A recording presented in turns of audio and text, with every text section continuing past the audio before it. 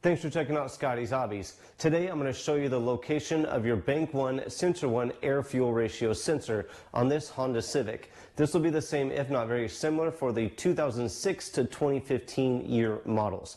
How do you know you have an air fuel ratio sensor on your vehicle? Well, if you take a look at this under hood label first, it lists air fuel ratio and heated oxygen sensor on this components list. So the air fuel ratio is your pre-cat, your Bank 1 Sensor 1, and the heated oxygen sensor is your rear catalytic converter sensor or post catalytic converter sensor that I will have another video coming out on very soon. So make sure you check out the video library for that one. So let's get going. The air fuel ratio sensor right here where all the exhaust comes out of the engine right before it goes in the catalytic converter is your Bank 1 Sensor 1 air fuel ratio sensor.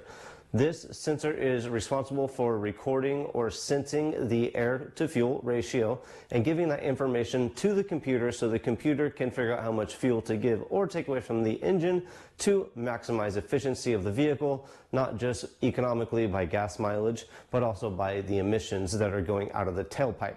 So this is the location and information of your Bank 1 Sensor 1 oxygen sensor or air fuel ratio sensor. If you do need to replace this, one of these kits right here will be very useful in this situation, and also in the post catalytic converter oxygen sensor replacement you'll need this kit as well if you don't use a 22mm open end wrench or socket, something like that, to get it done. But a oxygen sensor kit or an oxygen sensor socket kit makes the job of replacing these much easier than just using some tools you have around. So look for a link in the description below to purchase a oxygen sensor socket set as well.